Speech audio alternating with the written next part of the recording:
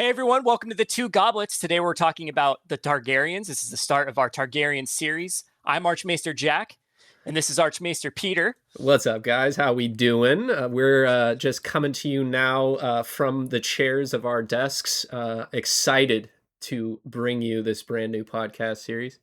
The purpose of this show is going to be to give you guys a little bit of our expertise on the series.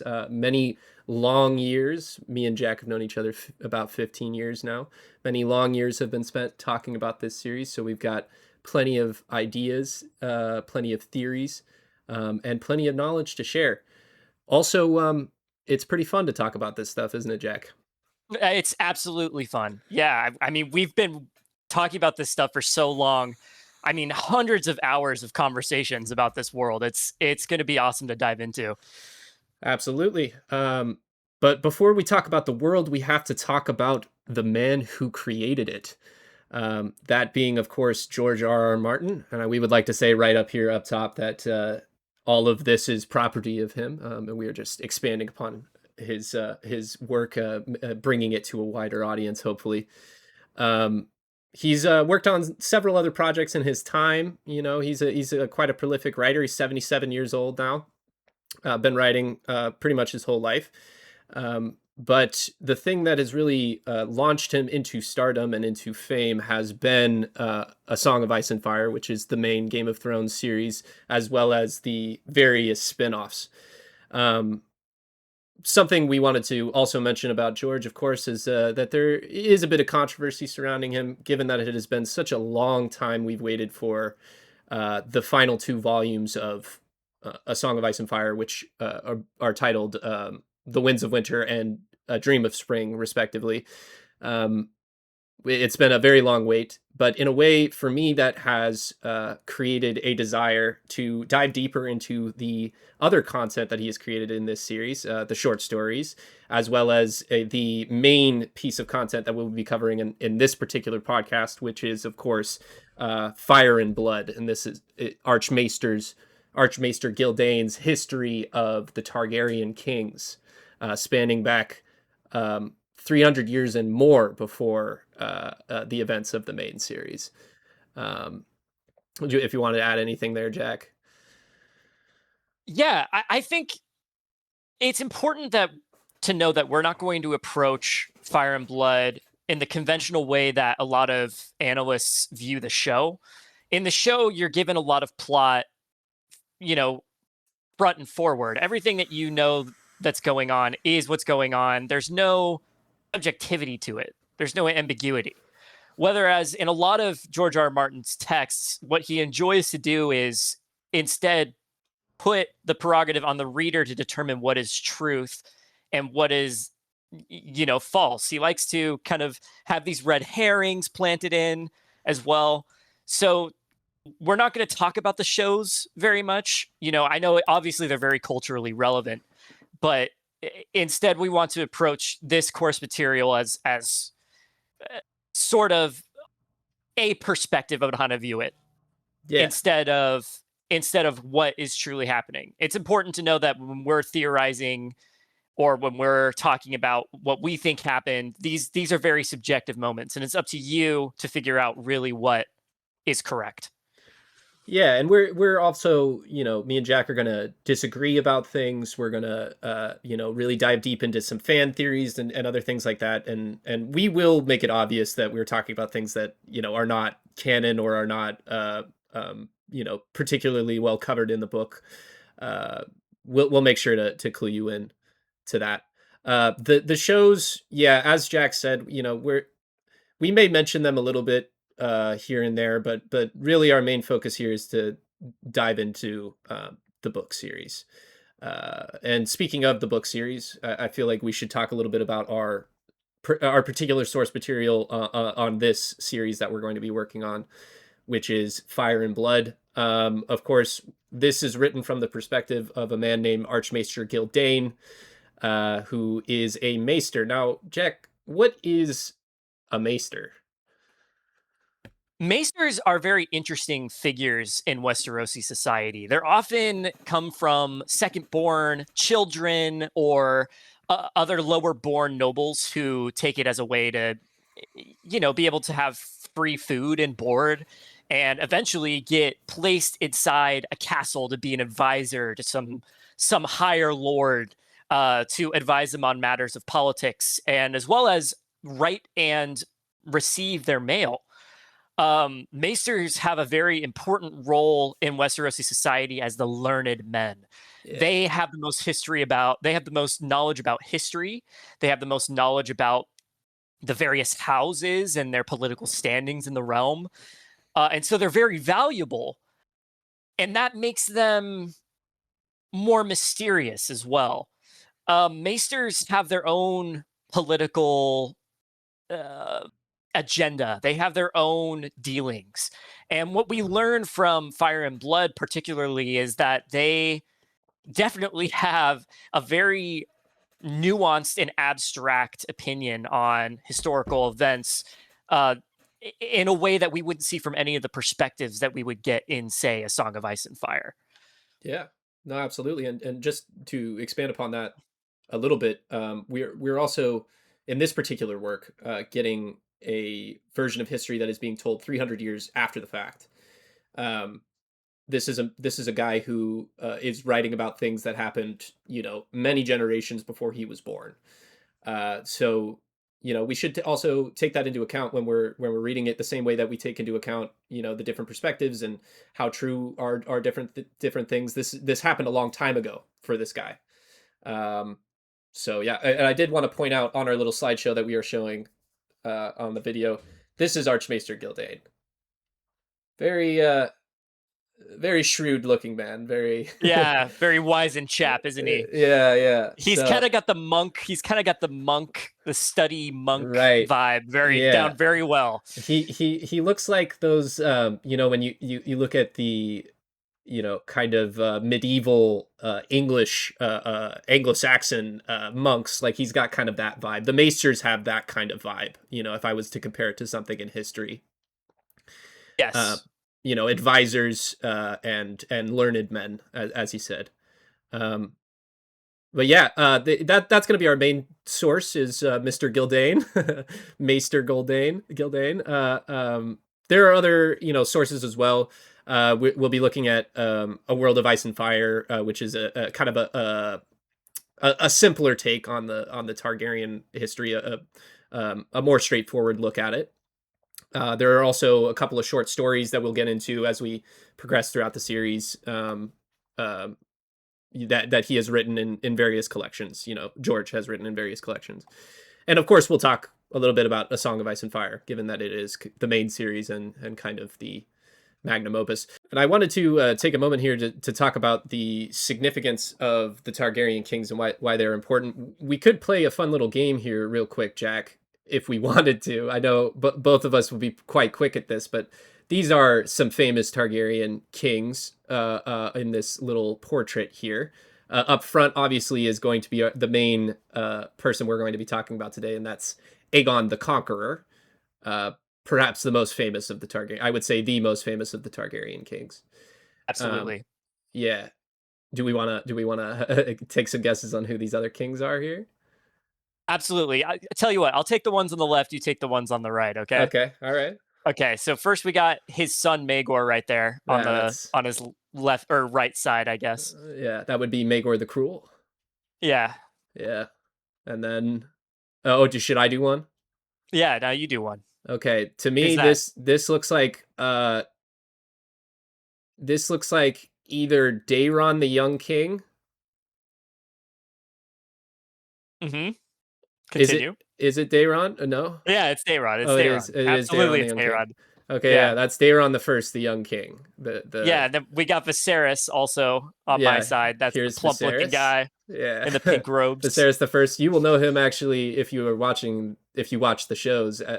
Patty Considine performed a version of him in the show, and George actually said that version of Viserys is better than the one that he wrote, which is very high praise for an actor and for a showrunner. Yeah, I mean, it was an incredible role. It was series defining, I think, in very much the same way like you'd think of Sean Bean for Game of Thrones, right? Right, exactly. Um, This is, I'm gonna say, Aenys the Yeah, first. that's right. That is Yeah, Aenys. that's another son of Aegon. We'll talk about him very very shortly. Yeah, and then we got Jaehaerys the Conciliator right Yeah, there, that's our main man, looking wizened. Jaehaerys, He the looks like a old freaking king. wizard. Yeah. Yeah, yeah. Who's And in then all black right there, Pete? in all black, that's going to be Aegon the Third, the Dragonbane.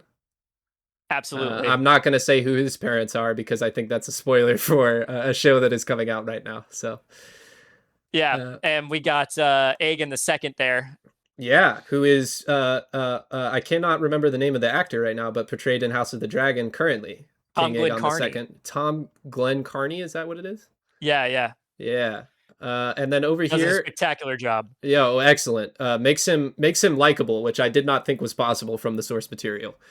Yeah, Um, this I'm gonna say is Baelor the Blessed. 100%. That's all the Heck kings yeah. right there. That's see. We're I not going to told you get to guys. some of these in a long time. Yeah, it's going to be a while for some of these guys, but we told you guys. Okay, you're dealing with qualified experts here. All right, we really know what we're talking about.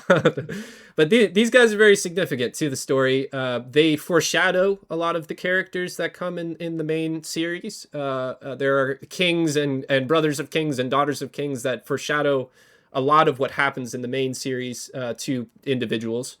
Obviously we have in the main series Daenerys Stormborn, Daenerys Targaryen, the last living member of this great dynasty.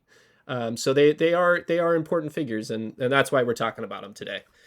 They also Before have a huge cultural significance to Westeros. Oh, Westeros is absolutely, not the same before and after the Targaryens first come. And we're going to see that largely when we look into Aegon's conquest, how culturally the people start to change as these dragon lords, start to play their own Game of Thrones in King's Landing. absolutely. Way to bring in the title too. Holy.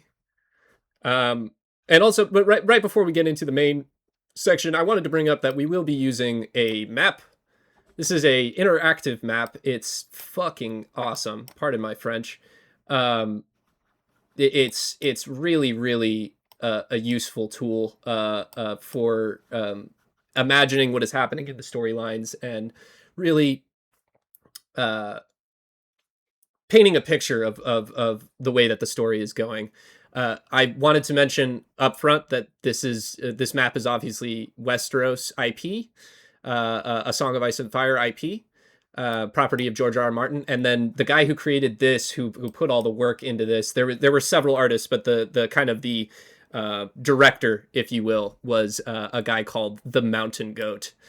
Um, yeah, and they worked on a project here. I'll put up the credits here for a moment.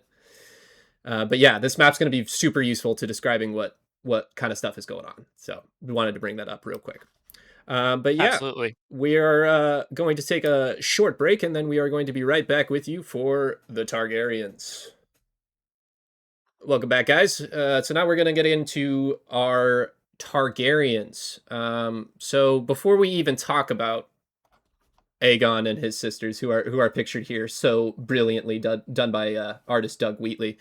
Um, Before we even get to talk about them, we got to talk about Valeria.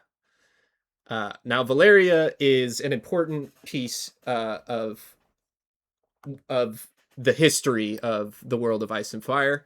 I'm going to bring up the map real quickly here just to give you an idea of where it is.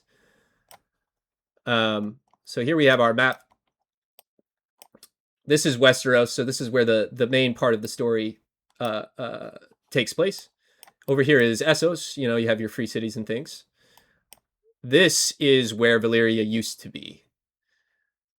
Now, Valyria was a grand empire, a very large empire that expanded much across the great continent of Essos here. Jack, if you want to talk a little bit about Valyria and their policies, their politics, their houses. Absolutely. You could think of Valyria as kind of analogous to our real world Roman Empire. They weren't only just the dominant power in the region for hundreds of years, they were very oligarchic. Each of these dragon lords and houses had, dozens of dragons, which they were effectively using to conquer first the old Giscari Empire, of course, but then onwards to stretch pretty much the entire SOC continent at a certain point. Um, they were a strange republic that oftentimes absorbed people into their culture and spread their language. They built a bunch of roads interconnecting the various free cities of Essos. Mm-hmm. So when they conquered Essos, it wasn't just the dragons that they brought in this fire and this doom. They also brought, their own culture and societies, which mingled, it basically mixed up Essos in a way that had never been mixed up before. So they're very, very, very influential to the Essos that we see 300 years later. Absolutely. I would say the most influential thing to the Essos that we see. Um, you know, Jack mentioned dragons. Obviously, that's a big piece. They were also blood magicians.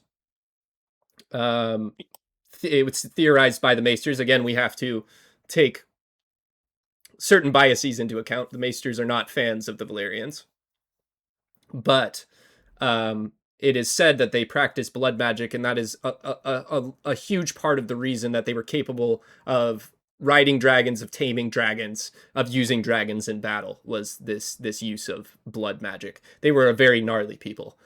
Yeah, we hear horror stories of, in A Feast for Crows, when Arya is speaking to members of the House of the Undying, or not the House of the Undying, excuse me, the House of Black and White.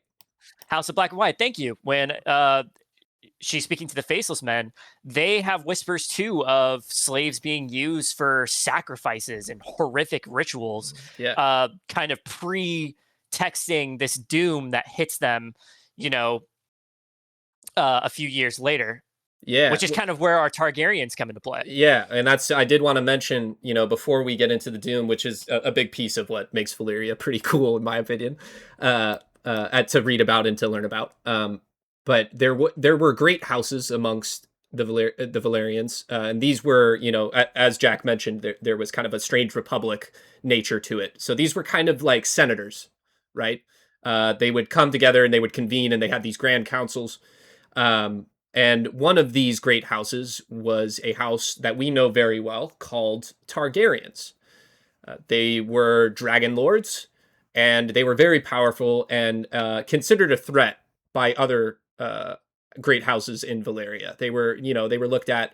A good comparison would be like the Atreides in the Dune franchise, or something like this, where they're well respected but a little feared.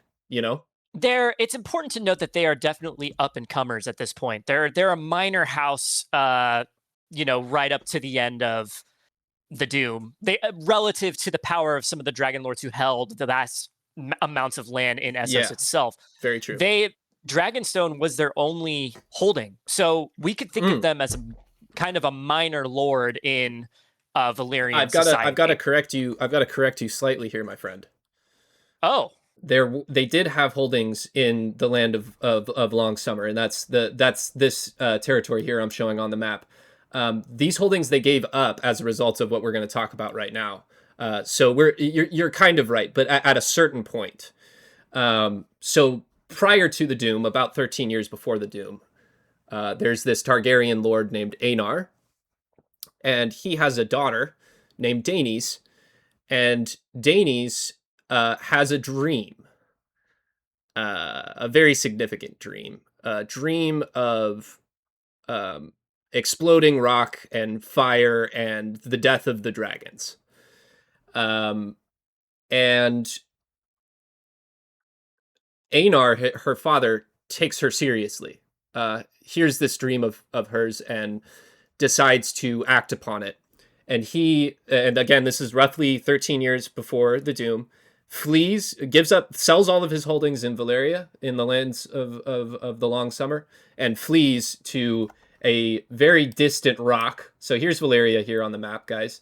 Flees all the way over here to a very distant rock called Dragonstone, where it's a desolate place. It's got a citadel. It's built in a volcano. It's a very desolate and dark place. And the other Valyrian lords at the time were like, "Yo, that guy's a fool. Like, let me nom nom nom. I'm gonna chomp up his lands. You know that like why would he leave to that very desolate, distant place?" It turns out, however, 13 years later, that he was right to do so. Jack, if you want to talk a little bit about perhaps the most cataclysmic event in the history of the world of Ice and Fire. Nobody knows exactly what caused the doom. Its origin is draped in mystery, no matter what sort of section of history you want to take in Westeros society. We have no idea what particularly happened. But what we do know is that the 13 volcanoes across Valyria all erupted simultaneously. There's like a chain, like if you're looking at the map, there's like a chain that goes down. And their big city was built in the biggest volcano. Which, in hindsight, maybe not the best idea. But essentially this giant catastrophe happened and burned practically the entire nation of Valyria to the ground. Yeah. All of the mainland Valyria is now a wasteland of fire and ash. Nothing Not only grows that, there.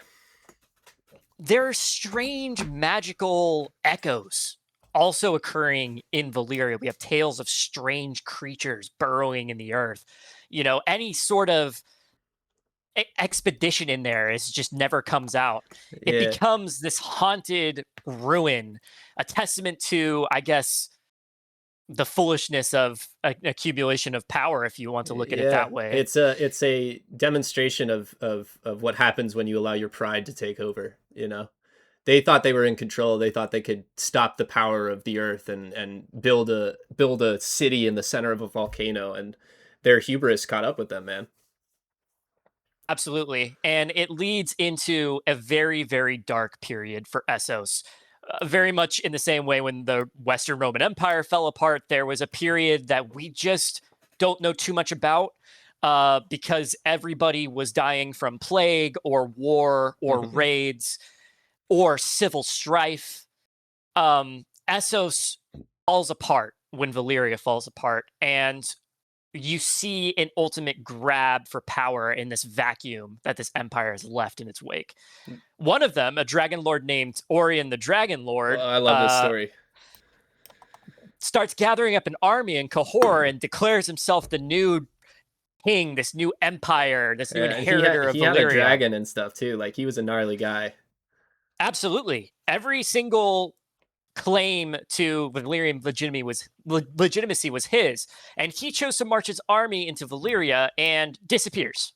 Yeah, so he marches south this way and then just vanishes from there's no trace of him or his army. They never found them. 35,000 men walked into Valyria, and not one of them came out. It's so cool. It's such a good story. Volantis in its wake also tries to inherit Valyria as well, if you want to talk about that, Pete, and their sort of struggle. Let's get into that a little bit. I did want to talk also a little bit about the free cities in general, because they will come up in the course of the main series that we are doing here.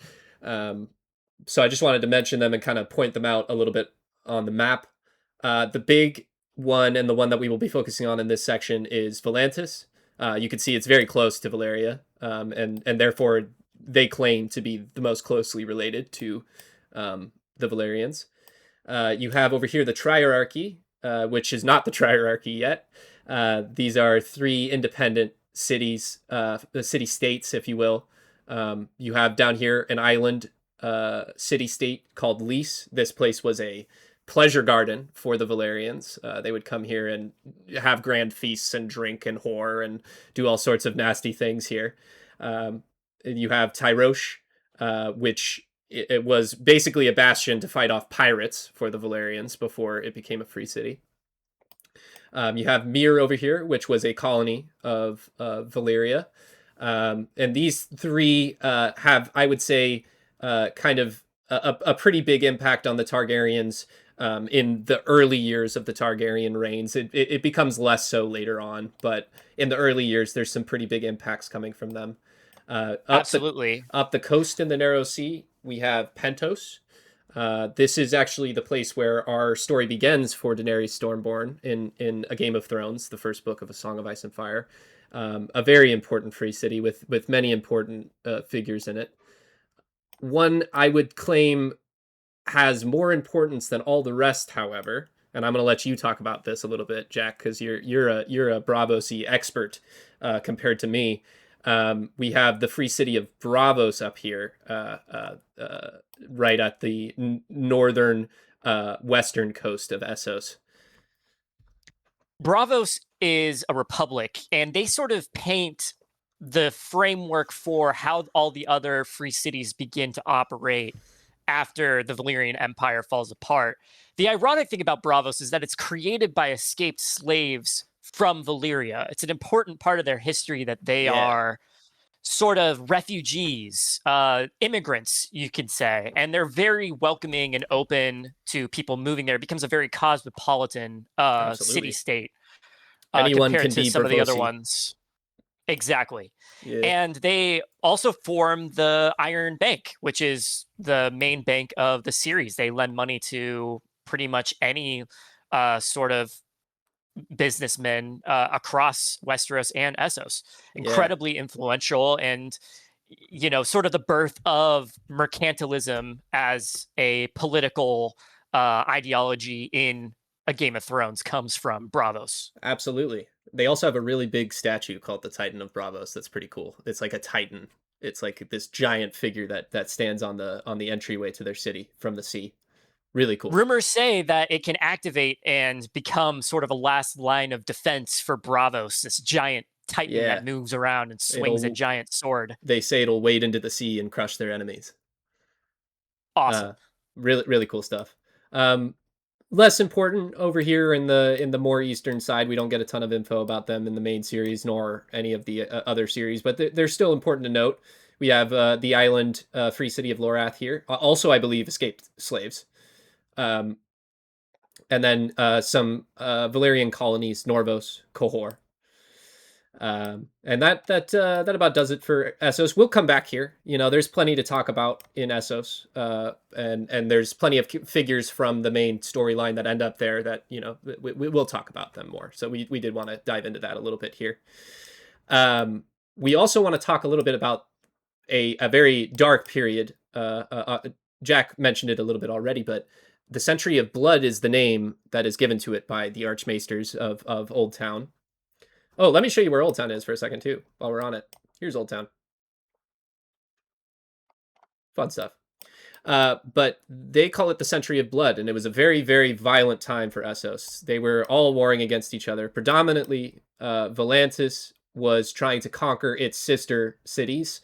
This kind of swath right here. They made pretty significant efforts to conquer them. They were run by a very elite group of soldiers called the Tiger Cloaks.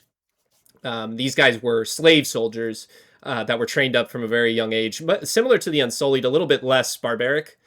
Still barbaric, but a little bit less. And they were trained up from a very young age to fight and have excellent combat capabilities. And so they utilized that army to conquer Lys, to conquer Mir. They made efforts to conquer Cahor. They attacked Pentos, Tyrosh in this time. And it was a very violent and bloody time for Essos. Our heroes, the Targaryens, as well as several other figures, were involved a little bit during this time period in the struggle against Volantis. There's a guy we're going to talk about a lot later, King Argilac Durandon. who fought in the disputed lands a little bit. He was the king of the Stormlands, which is just here. Um, and there was also a very significant input by our Targaryen lords, a young Aegon, who we are going to be spending most of the rest of this episode talking about, who got involved and fought against the Volantines on behalf of the free city of Tyrosh, burning a great fleet with his dragon. Pretty amazing stuff. Also during this time... Oh, go ahead. This last war could be kind of seen as the last sort of battle for Valyrian supremacy in Essos.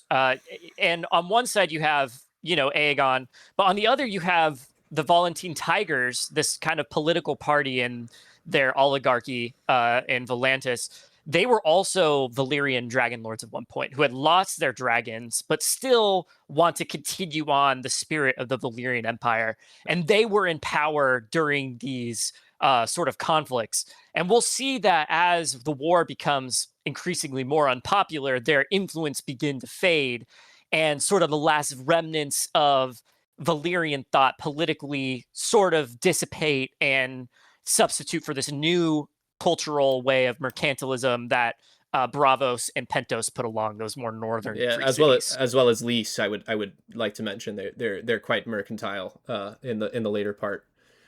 Exactly. Yeah. I think we should also talk about the Dothraki for a second here, don't you think? Oh boy, the Dothraki. Yeah. Doing what you would expect from raiding horse lords. There wasn't a single year in the Century of Blood where one free city wasn't getting sacked by the Dothraki. We're talking hundreds of thousands of horsemen just going from city to city, ransacking as they please. Nobody could stop them. No, it's impossible to stop that kind of thing. You got they travel. They're completely self-sustaining. They live off the land. They come at you all on horseback. They're extremely proficient fighters. They're good. They're great archers as well. So like even if you're hiding up on your wall, they're riding past you on their horse. They might tag you. These guys are dangerous. They're bad business. And throughout that entire time period, even during the wars that we were talking about, the Dothraki were just letting Essos have it, letting the western part of Essos have it. Yeah, and I mean, it starts the precedent that we see in A Song of Ice and Fire of when they pull up to a city, they usually just get paid. Like they're just like, please don't hurt us, and they just give them slaves and money and all sorts of resources to continue taxing other free cities, essentially. Yeah. Just keep on the move. Good strategy. Absolutely. So we did bring up the young Aegon Targaryen here. I think we should get into Aegon and his siblings, unless there was something else you wanted to add about the Century of Blood. I guess I suppose I would like to talk about briefly what that conflict showed Aegon as well, having been fighting in it, as well as King Argilac, by the way. Yeah. It taught him that Essos wasn't exactly where he wanted to spread his influence. And I think that's important before we even talk to them as people. Like, why didn't they go east? Because they're fractured, right? They seem weak comparatively to Westeros. These kingdoms are quite strong in comparison. No, it's true. I think one of the reasons that I can think of just right off the top of my head is that,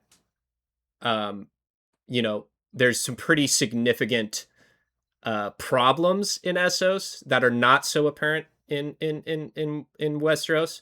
Among them, the fact that there's already deep set anti-Valyrian sentiment in Essos.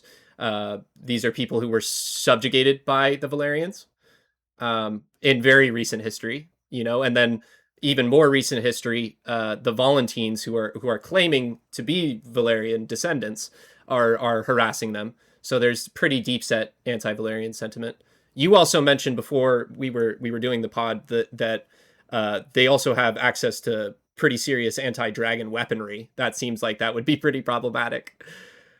Yeah, I mean, we have examples of rebellions taking down dragon lords and dragon riders even before the Valyrian Empire fell. Mm-hmm. And so when you have your enemy kind of adapting to your trump card, it might be best to go elsewhere where people don't have quite as much experience.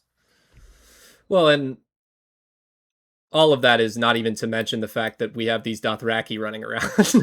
Yeah, right, exactly. Like, why would you want So to set up your empire at a place where there's these horse lords that could just raid your stuff? yeah, just take everything they want anyway. So you have this Westeros great is more powerful, anyways. He figured too. I mean, like once right, you get it unified, he figured there was nothing that could defeat Westeros. There's no absolutely. power in the world that could stop it, Well, and and we could see him proved correct. yeah, we'll get a little bit more into how powerful Westeros is right now too when we get into that. That's coming right up, but um, yeah, I mean, there's plenty of reasons you don't want to go to Essos. This narrow sea is a pretty good reason to stay in Westeros as well. It's good. It isolates them and it protects them from the chaos of Essos. So, yeah, Totally. let's talk about the Targaryens. Um, so here we have a image of the conquerors. Well, three of them anyway. You have sitting on the throne. This throne. Ignore this for a little bit. This we'll bring this up again later. But sitting on this throne is Aegon. He is the middle child of the three. Um, Aegon the Conqueror, they call him. Aegon the First. This is his elder sister Visenya standing up here.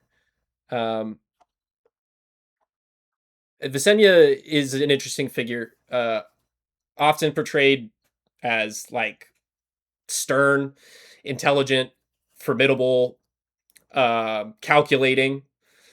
A very specific figure, a kind of a brooding older sister figure. I would like to mention though that all accounts agree that she was still a startling beauty, much like her sister, her younger sister Rhaenys. Rhaenys, however, was described by the Maesters and others as being more charming than her sister, being playful. She loved music and poetry. She was she played instruments and things. Um, Very, very interesting dynamic between the two of them. Aegon they describe as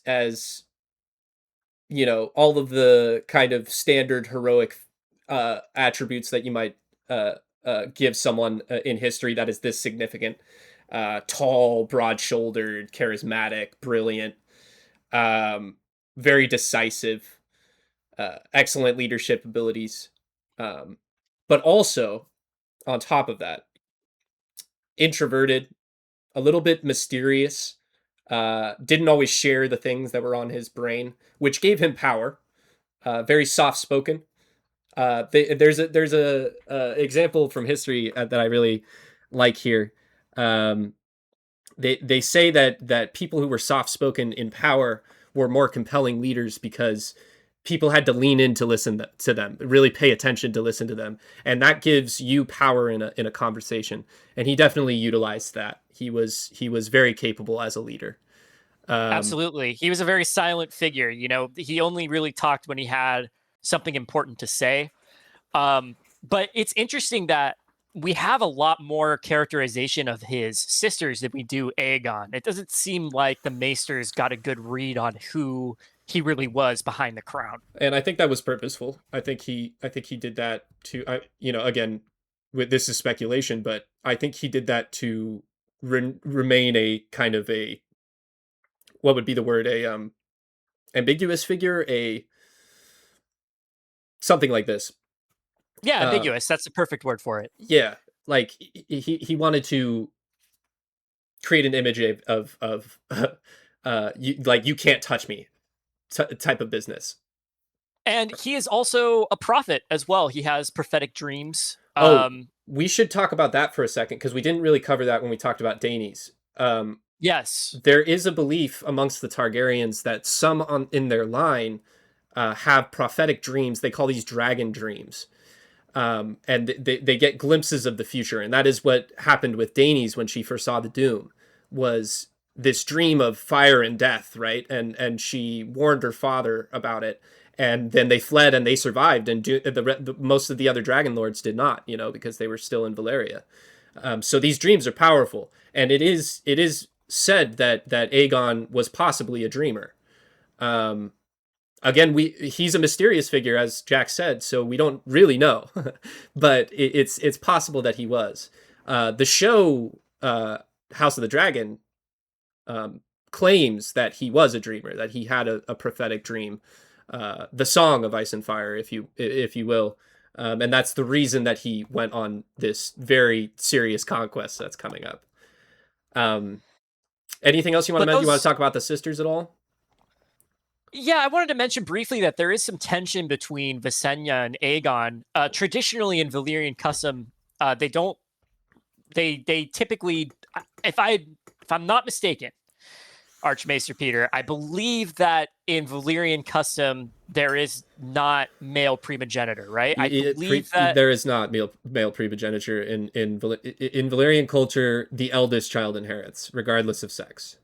right, and Visenya is the eldest, and so there's Yes. that tension there where Visenya is technically the head of Targaryen house, and yet it is Aegon who must claim power in Westeros because of their customs, because of their cultural beliefs Yes. that women should not directly inherit power. Right, and it's actually argued by archmaesters that it's possible that Visenya is really the brain behind the conquest. I've heard that. Absolutely. Yeah. Yeah. So who's to say? Again, there's not much known about the dynamics. One of the other things we do know about the dynamics, though, is that Aegon married his two sisters. This is also a Valyrian custom, where you marry a sibling to keep the bloodlines pure. Very gross, if you ask me, but it's what they did. Aegon is, however, making an exception here, and this exception goes into the very thing that I'm talking about. He married both of his sisters. Now, that is not necessarily common in Valyrian culture. It is very common for you to marry a sister, but to marry both of your sisters or multiple of your sisters is not very common. So he is making an exception here to marry his younger sister Rhaenys, and it is said that he preferred his younger sister Rhaenys to Visenya, not only romantically but also like as a person, as individuals interacting with each other. And we'll see that tension color their dynamic later on into Aegon's reign, and color, honestly, the reigns after him, too. Yes. This original tension among the Targaryen three heads. Yes, but there is a fourth head. This is a man Horas that I Baratheon. think... Horas Baratheon. This is a man that I think is often not given enough credit when people talk about the conquest. Here's our man. This is Horas Baratheon. He's described just as he looks here, as black-haired, black-eyed, and black-bearded.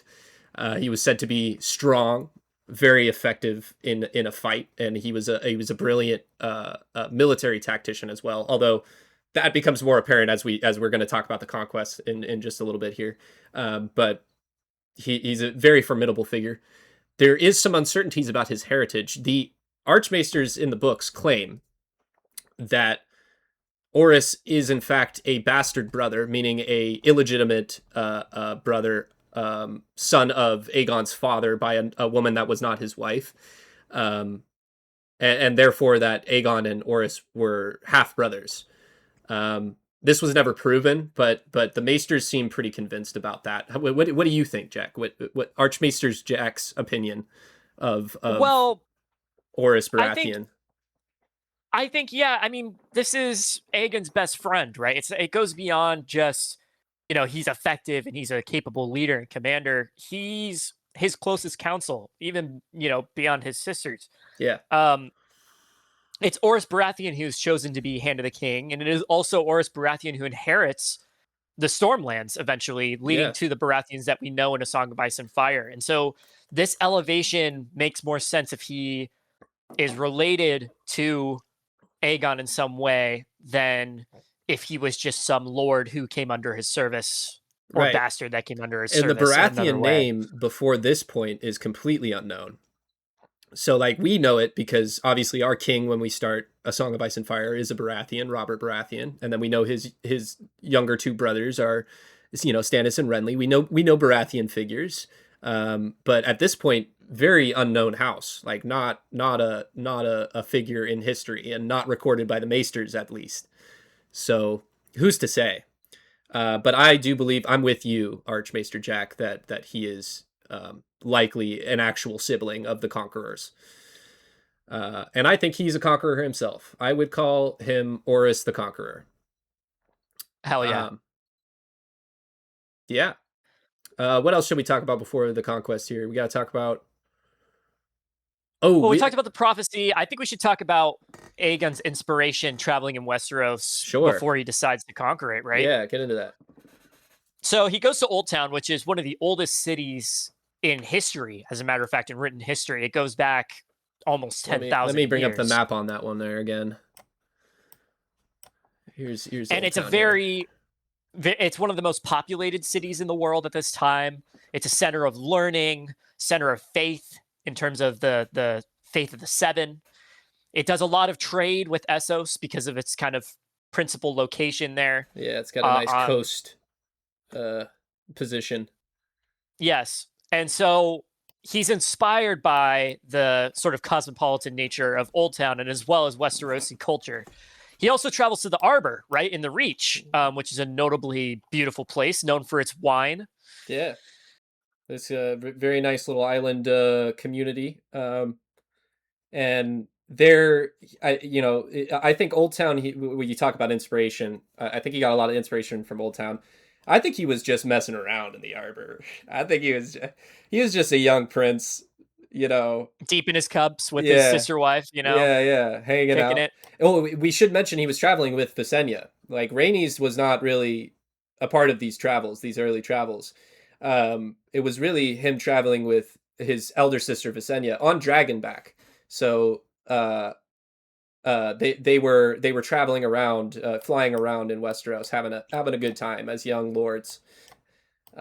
They also traveled up to possibly, we don't know this for a fact, but they also possibly traveled up into the Westerlands, saw Casterly Rock and Lannisport. This is where the Lannisters at this time rule as kings of the Rock. So he saw a little bit of Westeros. The Archmaester Gildane in the book really wants to make it clear that he believes that Aegon had stepped foot in Westeros before the conquest, and hadn't just decided upon this land and taken it like some people claim in myths and things. So yeah, that's our segment on the pre-conquest Targaryens. We'll be right back with the conquest. Welcome back, guys. Now we're going to talk about the probably most crucial event in the ancient histories of the world of Westeros, and that is Aegon's conquest. Now, Aegon's conquest started in kind of a peculiar way. There was a king that ruled from this castle down here in the Stormlands. This is the Stormlands here. By the name of Argilac Durrandon. It was an ancient house, very powerful house, the Storm Kings. The problem was Argilac had only one child, and that child was a daughter. Now, as we mentioned before when we were talking about Visenya, Westeros is a place that prefers male primogeniture, meaning the titles go to the eldest male relative of the recently deceased lord. Argilac had a problem, which is that his only issue was a woman, a princess by the name of Argella. Very creative, these Durrandons. Argella was a soft person, very well read, kind of isolationist, right? Wouldn't you say? Absolutely, especially compared to her father, who was very much interested in expanding his kingdom. He's a war veteran, along with Oris Baratheon and Aegon. He fought against the Volantines during that struggle. Yeah, So this is during the not Century of War. a king foreign to conflict. No. But he's a little afraid, however, of a little kingdom that exists slightly to his north, which extends from the Iron Islands out into the Riverlands in this big swath, ruled over by a house we'll get into later, House Hor, by Harren, King Harren. So he wants to create a buffer between his kingdom in the Stormlands and this expanding kingdom of House Hor, and he decides the best way to do that is to wed his daughter to King Aegon and gift Aegon lands that really belong to Harrenhal, in a hope that Aegon will create a kind of a state here that will serve as a buffer between the two kingdoms. Um, this plan doesn't work out for him, however, because as we mentioned, Aegon already has two wives, and that's a lot already. So he doesn't take on a third wife, and instead sends Argilac an offer of Orys Baratheon's hand for Argella.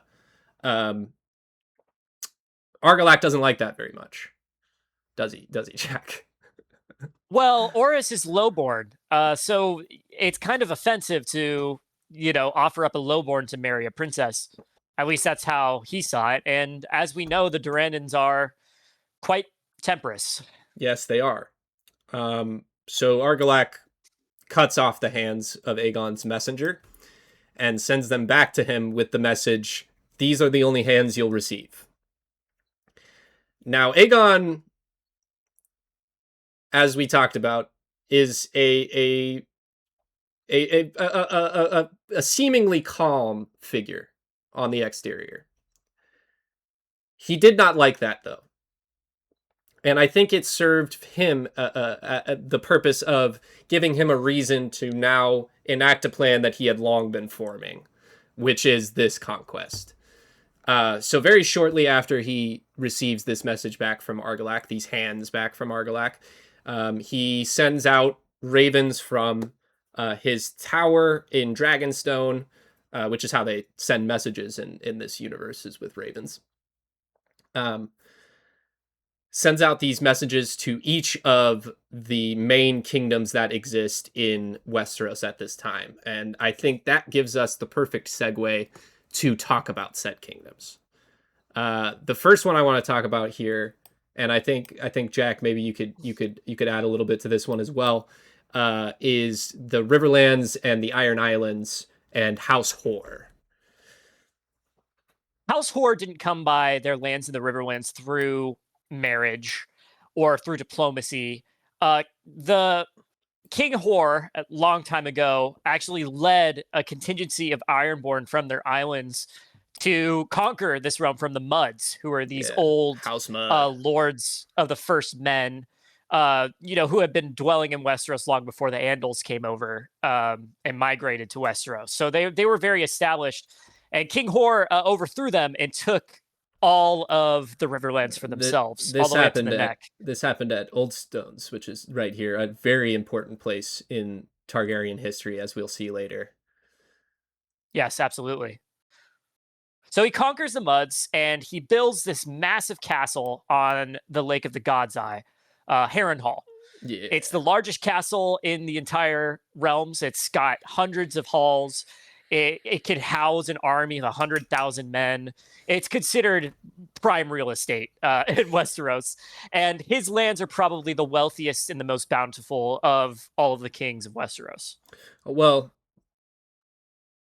we do have to consider the great mines in the West, but other than that, I would say that yes, he's got very bountiful territories, and he's looking to expand. King Aaron has many sons, and so he's looking for lands to give his sons and things. He's pushed himself up against the mountains of the Vale, made a couple of attempts. Well, I don't know if that was him or his father that made a couple of attempts at the Vale, but he's been pressing the borders and is looking to do that more. Aegon sent a raven to him, saying, "Hey, come bend the knee," essentially, and we won't burn you. He sent that to all of the Seven Kingdoms. Where should we go to next, Jack? Should we talk about Argilac? Yes, because that's the most direct response, right? Yeah. He's responding to him particularly. Yeah, so here we have the Stormlands. We talked about them a little bit already. The Durandons ruled here for a very long time. Um, they're called the Storm Kings, and Argilac and his only daughter are, as you can imagine, a little bit offended by Aegon's interactions with them of late, and also getting a raven that says "Come bend the knee" when you're an ancient, powerful house, and like, who are these guys? You know? It's important to note that the Stormlands rest in a very conflicted place in Westerosi True. geography. They're bordered by the Reach as well as Dorne. They share a massive border with Dorne, and they often have struggles with Dorne, particularly famously along the Yeah. Dornish marches. Well, let's talk about Dorne a little bit too. Then, Yeah, that'll be a good segue. Dorne is ruled at this time by Martells, just as it is in the course of our main series. They have a principality, so they don't have kings there. Um, they are currently ruled by a aging woman named Princess Maria Martell. Very interesting figure.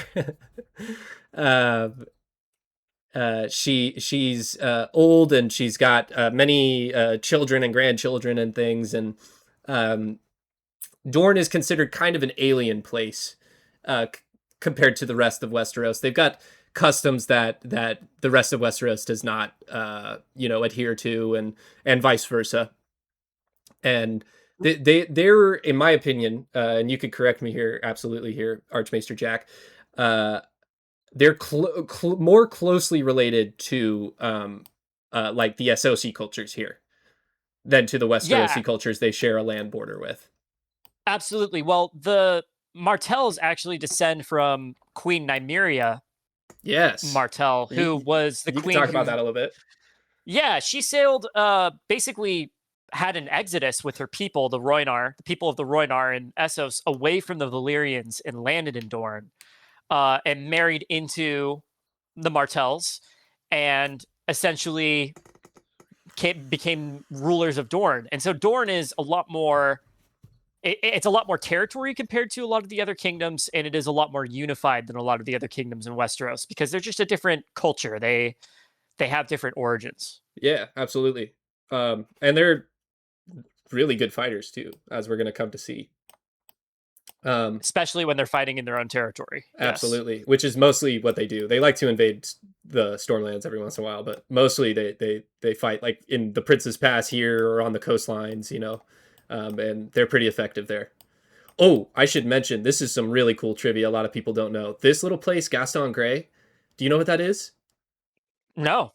So that is Dorne's prison colony.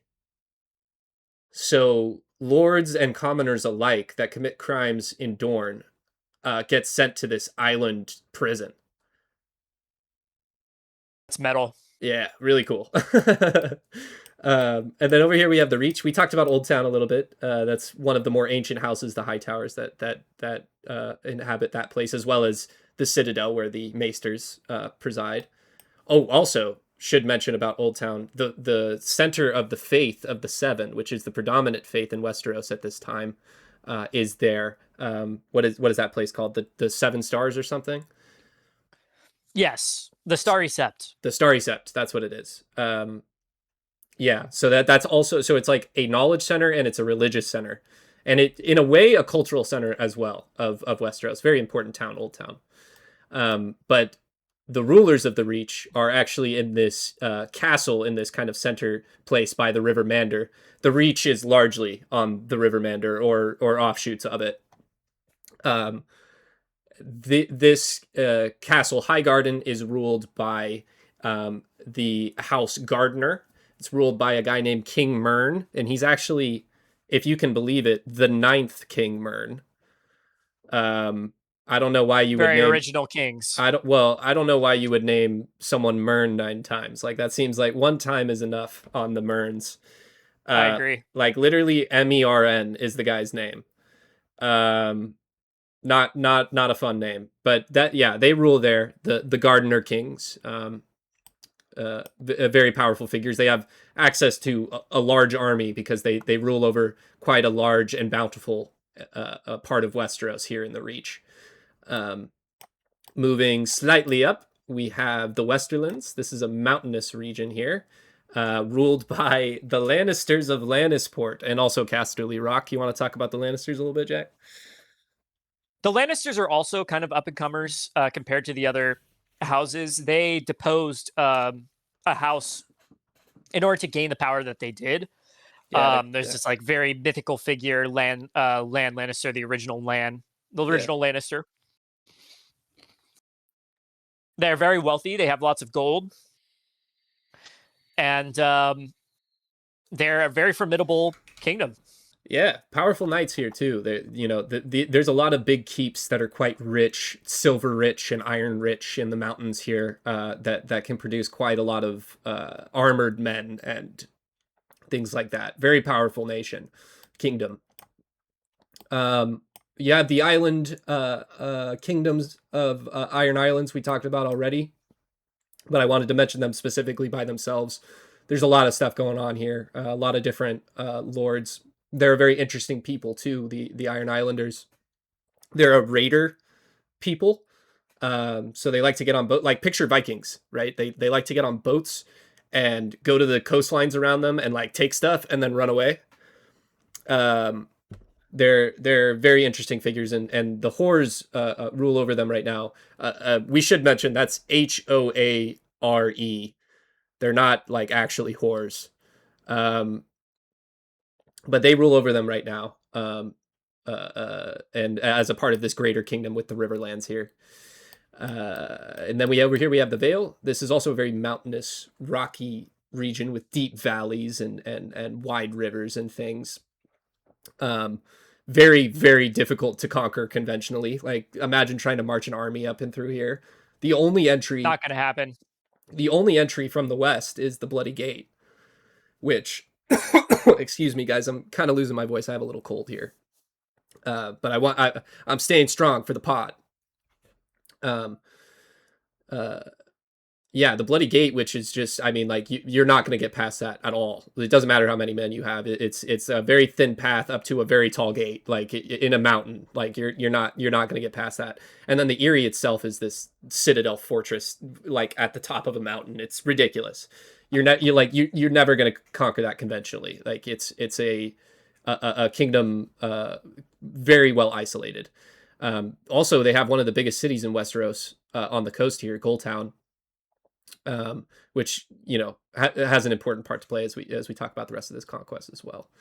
They're ruled over by the Arryns at this time. There is a young boy king. I can't remember how old he is right now. Jack, do you remember how old he is? Very young. I think he's about 6. Yeah, he's like 6 or 7. I did it. No. Don't mention it. Continue.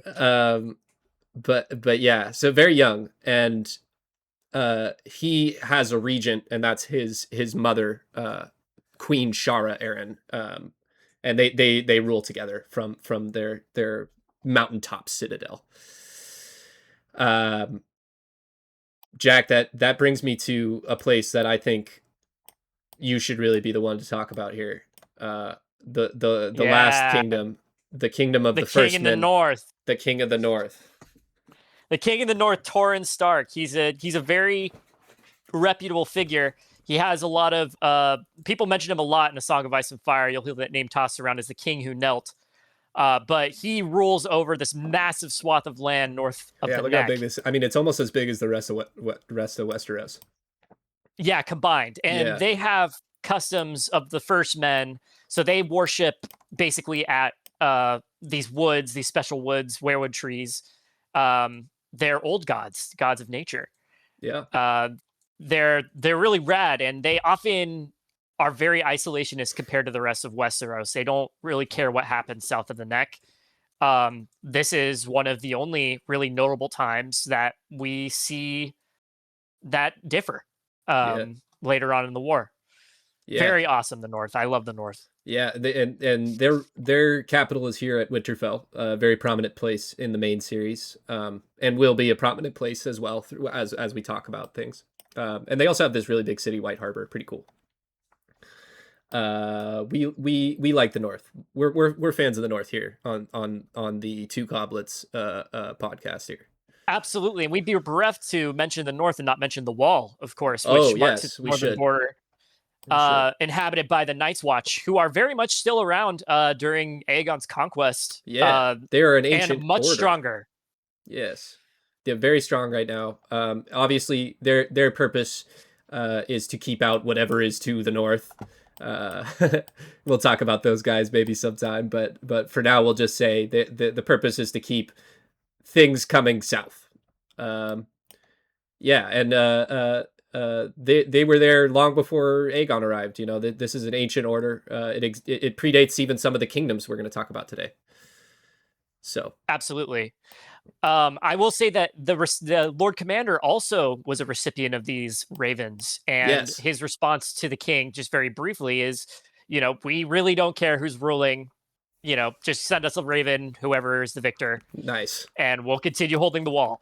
Based So, Switzerland. yes, we the wall stays neutral no matter how cataclysmic the wars in the South get, and we'll see Yeah, that continue into future conflicts with the Targaryens too. absolutely, and all the way into our main series. Hmm. But yeah, so those are our kingdoms. That's Westeros. Our boy Aegon sends out these letters, very very inflammatory letters, I would say. He sends them out, and then he lands a small force. The Maesters argue over the number. I like the 3,000 number. What do you think? Yes, 3,000 is just about what I would guess as well, considering this maneuver has been repeated before.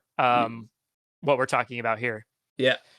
Um, so he comes from Dragonstone, which is where he has been ruling, and his forefathers have been ruling since the Doom of Valyria. And he crosses Blackwater Bay, and he lands here in a place called King's Landing. No, I'm just kidding. It wasn't called that then. Although now that I'm thinking about it, I don't know what it was called. They just called it Aegon Fort, simply.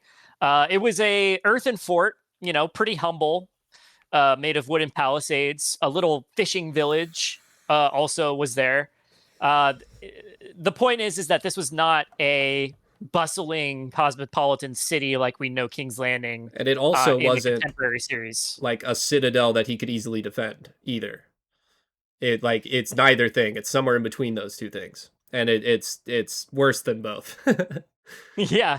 Yeah. But he does make a good strategic decision, because there are these three hills that dominate the region that he names after his three dragons. Three hills of the dragon. So the hill of Visenya, hill of Rhaenys, and then obviously the hill of Aegon being the Aegon Fort.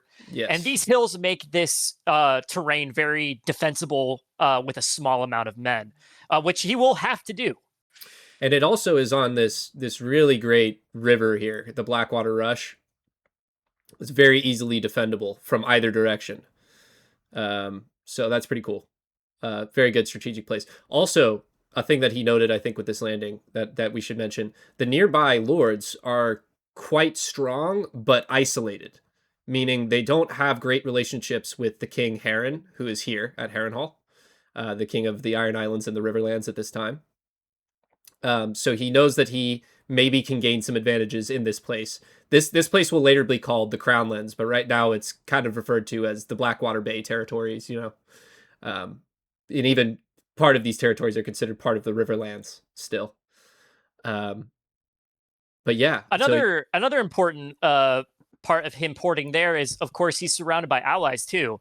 House yes. Celtigar and House Velaryon flank Blackwater Bay from the north and south, and Yeah. House Massey also at Sharp Point is a good route in as well. Let me show those off a little bit. So here we have House Massey at Sharp Point. So right on the tip of this body of water right here is called the Gullet. It's the entryway into Blackwater Bay. Right on the tip here. Driftmark is where House Velaryon rules from. It's this little island here. There's a castle and a city here. And then up to the north here we have Claw Isle, which is where House Celtgar rules from.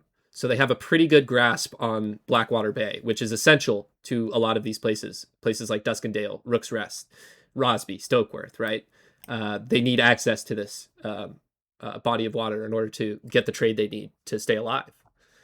Very, very good strategic move. He by taking King's Landing, he essentially corners the other lords in what will become the Crown Lands.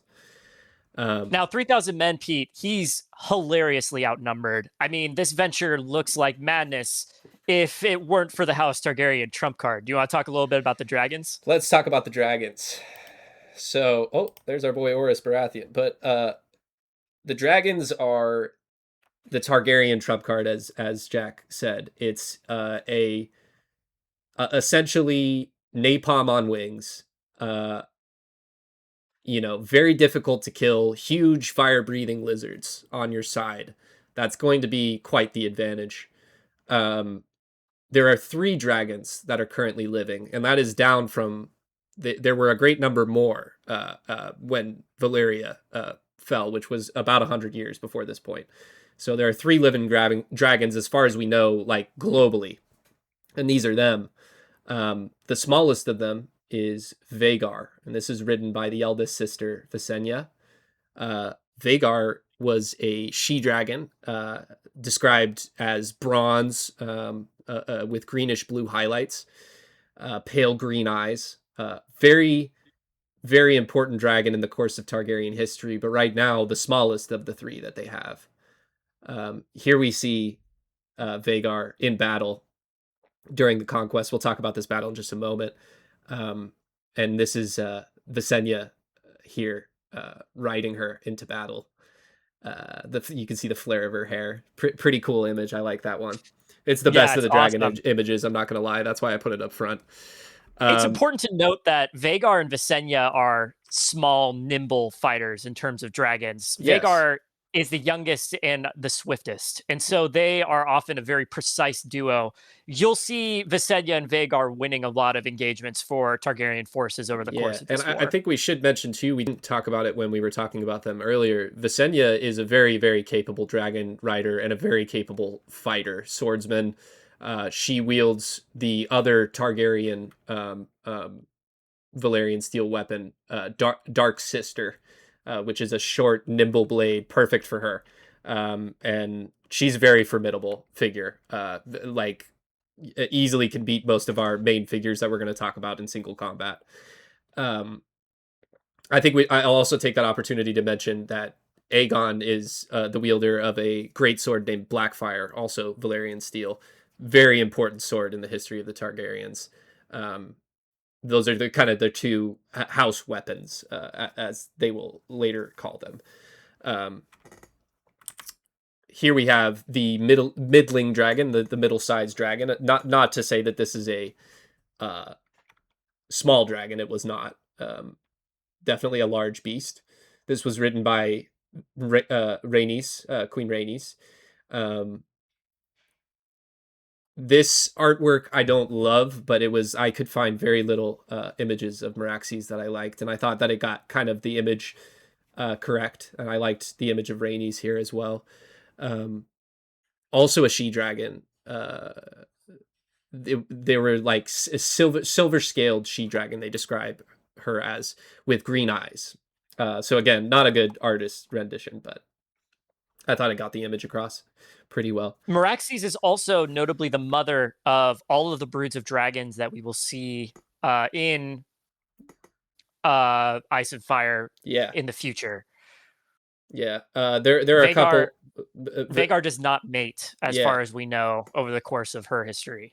Yeah, there are eggs that are hatched over the course of Meraxes' life, or eggs that are not hatched but laid over the course of Meraxes' life that later come into effect and become dragons that are of importance to this particular story.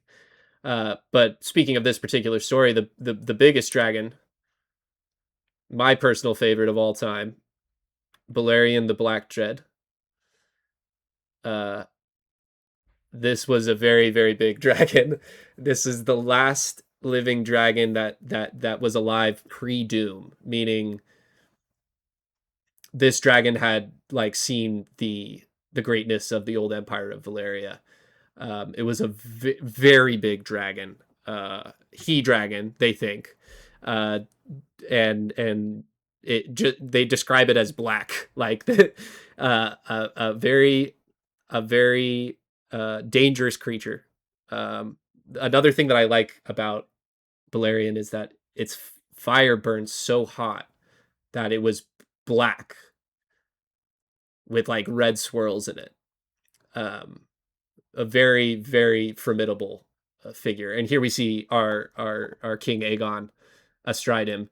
Uh, uh, barely holding on here. Look at how small he is too, comparatively to this beast. I mean, he's massive. And Yeah. we've seen Balerion before. He's combat tested. Aegon and Balerion single-handedly destroyed the Volantene fleet. I mean, Yes. burned just hundreds of ships. Yeah. So this is a dragon that is capable of massive destruction single-handedly.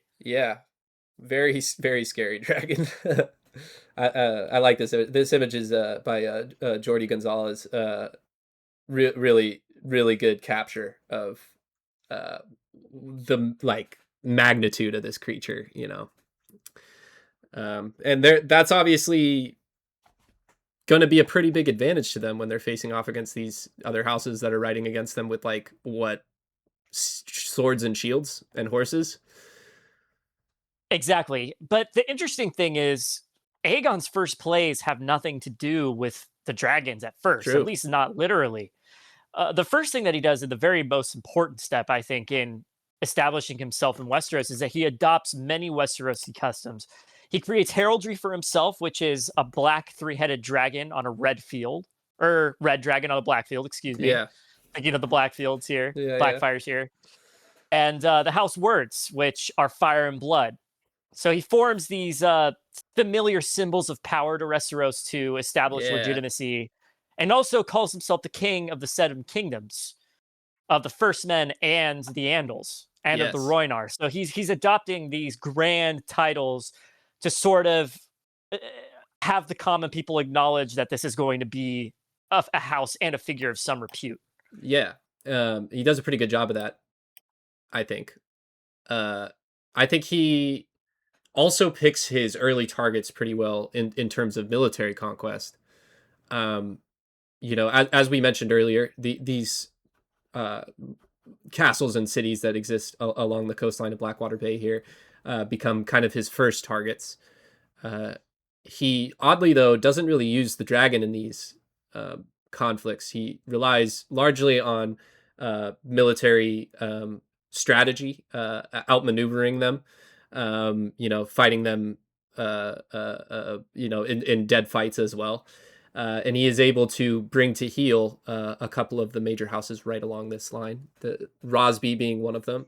And that's literally House Rosby that lives there, and House Stokeworth that lives in this territory here. Those are the earliest of his successes, and they do bend the knee and add their forces to Aegon's, swelling his ranks as he goes along.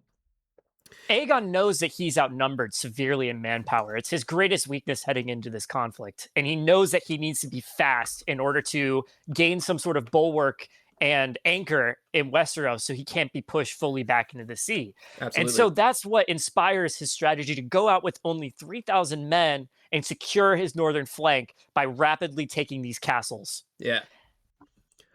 He doesn't really run into a real threat till he hits kind of the bigger cities in the northern part of Blackwater Bay. Those being Duskendale, Maidenpool, ruled over by House Mooten, House Darkland, respectively. He's able to defeat those guys also in a relatively easy and quick fashion. And he made special efforts again with these lords that were close to him to not unleash the full strength of his dragon on them. It's stated that he did show up on Balerion and he used it as a kind of a threat against his enemies in this time period, but he wasn't burning down castles, wasn't blanketing fields in fire with the power of the dragon yet. He wanted these close lords to bend the knee and to become a part of his greater force, because he needed more men. I mean, even with the dragons, he was facing off against kingdoms that were able to field 25, 30,000 men. So it's important to be able to still show up with some sizable force, and he really made an effort to make sure that those lords stayed alive and that they were able to bend the knee and hand over forces to him. And it was essential, as you said, like 3,000 men turns into 10,000. Now Right. here's an army that can challenge a kingdom. Mm-hmm. And challenge a kingdom he does. Very quickly he runs back to King's Landing and lets his sister Visenya crown him with a Valyrian steel circlet. This was in an effort to, as Archmaester Jack was mentioning, to adopt the kind of symbols and signs and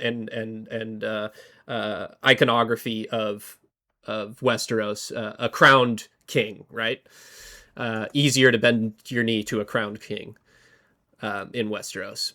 He also, at this time, appointed a council. We're not going to get into all the names here. Obviously there are various names that are attached to this, but the really important one for the King's Council is his right hand. He called him Orys Baratheon. Gets named Hand of the King and is given great privileges as a member of the royal court for that position. And this establishes the precedence of the Hand of the King sort of becoming not only the king's strongest advisor, but also in large part deals to the day-to-day dealings of the realm. And so the hand in that position has incredible political power, almost rivaling the king himself. Yeah, absolutely. And political responsibility as well, rivaling the king's. Orys and Aegon and Rhaenys and Visenya come together, as well as other High Lords that he has now elevated to these positions, and they come up with a plan. And this is where they kind of split up, so to speak. And the Archmaesters are not sure, and neither are we, whose idea all of this was. People say Aegon, people say Visenya, people say Orys had a lot of ideas contributed. I believe somewhere in the middle, they were all contributing to some extent with their ideas of how to take on this pretty serious problem that they have, which is that 7 kingdoms are marching armies their direction. So we're going to get into a little bit how they broke that up.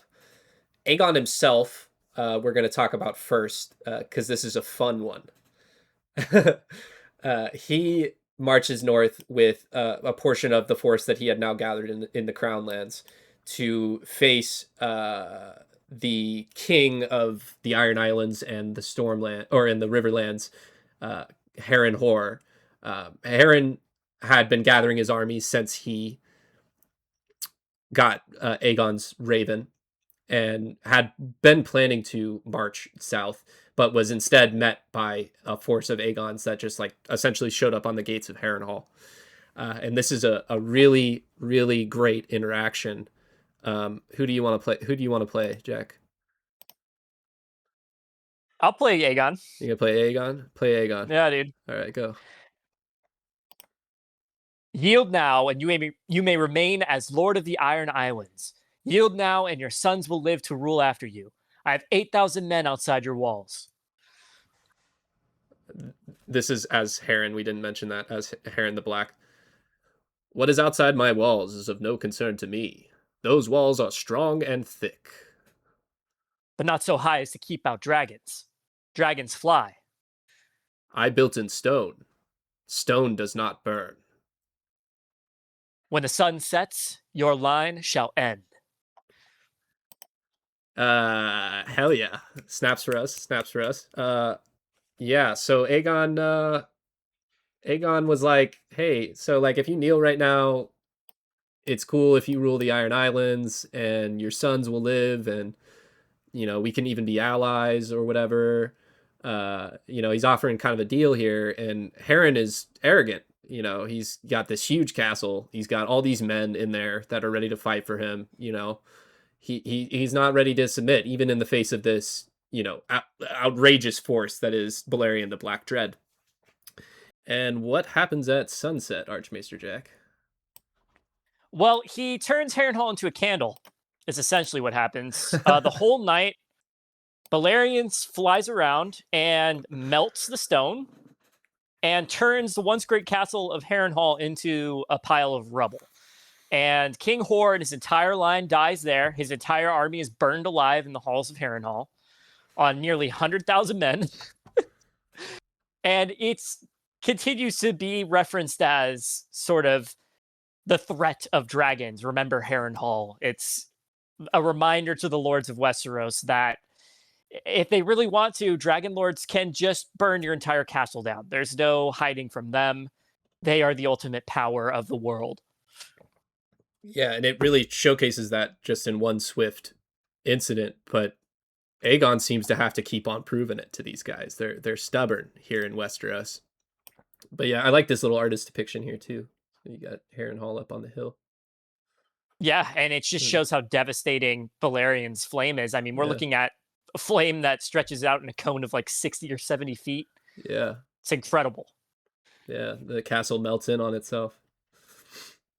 So while Aegon had a very violent subjugation of the Riverlands, he ends up giving it to one Edmund Tully, who rises up in rebellion against King Hor at the beginning of this conflict.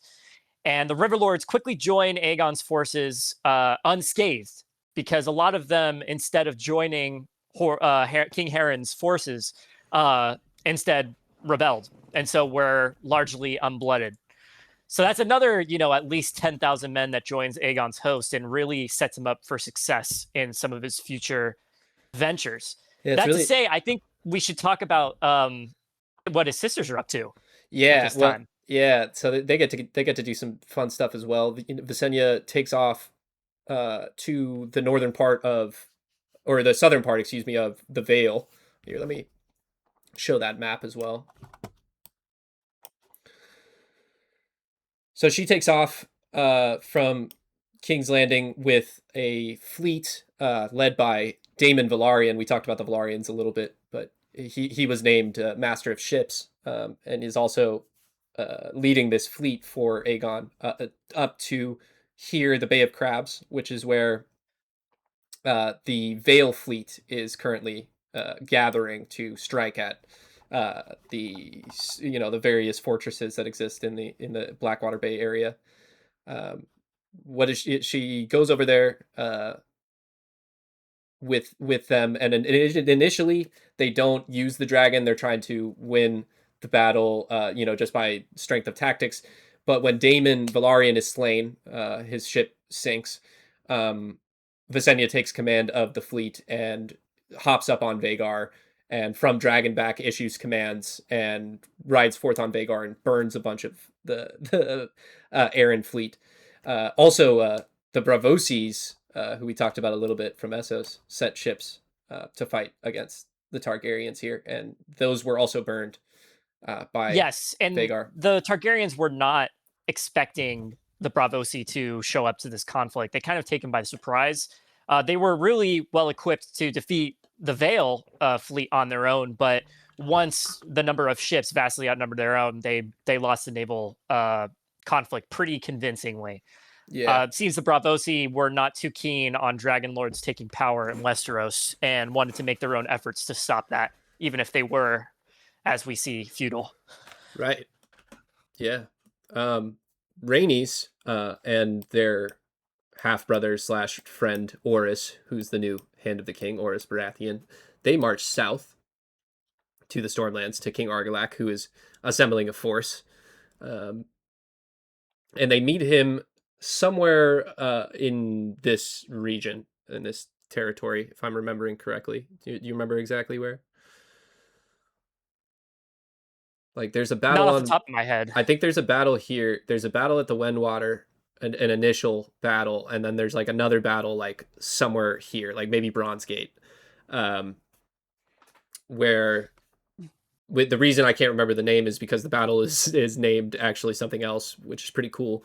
The Last Storm. So King Argilac advanced. He had a very serious front cavalry line um, that had won him various conflicts in the past, just kind of like a brute force heavy knights, coming with swords and maces and things and lances and just breaking through lines. Very, very dangerous force, and he relied on them. It was kind of his main thing. He also had, other forces, archers and men at arms and things. But predominantly he focused on those heavy cavalry charges that he used. And during the main battle, that you had Oris, who was leading the ground forces of the Targaryens, and also Rhaenys, who was there with her dragon Meraxes, who largely stayed out of the conflict until, again, these dragons kind of waiting until something, right? The Durandons had a very strong push through the center, and so she gets on her dragon and rides through and burns a portion of those forces, and that forces the charge to kind of break apart. And Argilac himself, who was a part of the charge, he was this badass warrior king, he gets thrown from his horse, and he's looking around and looking for someone to fight, and who presents himself but Oris Baratheon, the very man that Aegon had offered as a bride for, or as a groom for Argilac's daughter. Partially the conflict that started this whole thing, and they get into a legendary duel. I got an image of that. There it is. Here's the Storm King himself, and then we have Argilac Durandon here, or Argilac Durandon here, sorry, and Oris Baratheon here, fighting on the fields of battle. Very cool. It's moment. Important to note that during this battle, it was very rainy and stormy. The ground was very muddy. And so the conditions actually lent itself to King Argilac's forces because the dragon fire wasn't able to spread as devastatingly as we see in future battles. So the Absolutely. dragons, although were essential to, a Targaryen victory, their effectiveness was largely abated by just the stormy conditions and the stormlands. Definitely true. Yeah, so during their duel, Argilac is slain by Oris. They sing songs about it, but he loses. And Oris Baratheon famously loses a hand during this duel, I believe, too. Is this when he loses his hand, or does he lose his hand later with the Dornish incidents? I'm pretty sure this is when he. I can double check, but I'm pretty sure this is when he loses double check his hand. it for me, because I thought it might be the Dornish incident. But that would be cool if he lost his hand here. That'd be an interesting little tidbit to add to that. But definitely a very crucial duel, and an early success, as well as obviously the other early successes of the Targaryens really added to the momentum. Pushing it them just says forward. he took a wound. It doesn't necessarily say he lost a hand, but I thought that was when it could be in the Dornish. I think it's the Dornish thing. Dornish conflicts. Yeah. But yeah, so they fight and Argilac is slain. And Oris then takes the bride that was initially, the whole thing with all of this, Argella Durandon. So he becomes Argella's husband. I think he kind of woos her, right? That's what the story implies, at least. Well, they deliver her to Oris naked and chained, and Oris covers her with his kind cloak. to her. Yeah. Yeah, and treats her chivalrously. Yeah. Is what the texts say. Okay, yeah, but I mean, still awful, right? But yeah. So yeah, they get married, and they actually have a bunch of kids, and that starts the Baratheon dynasty. That it goes all the way to our main story, and they're going to be crucial figures in other parts of our podcast that we're doing here.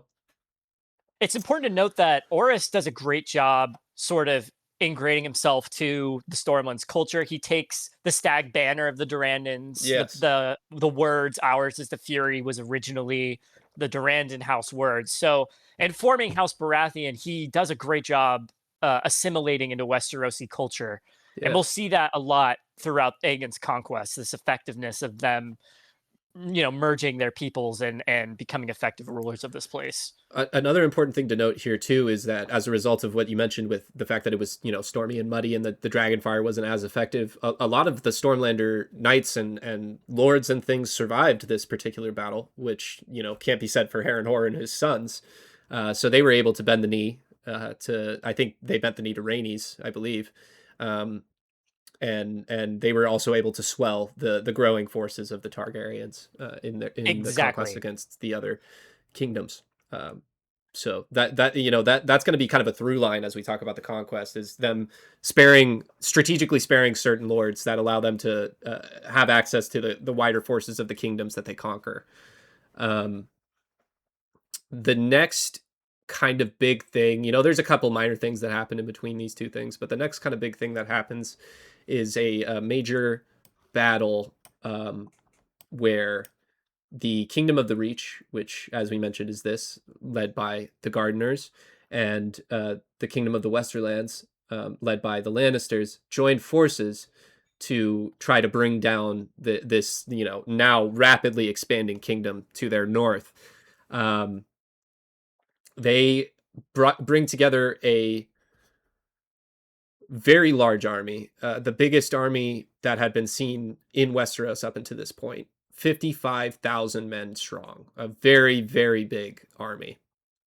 And they marched up the Mander, past Dumbleton, and they were approaching the Blackwater Rush, which is just here, when Aegon and his sisters reunited just north of the Blackwater Rush. And with their combined forces, they met the armies of the combined forces of the Westerlands and of the Reach.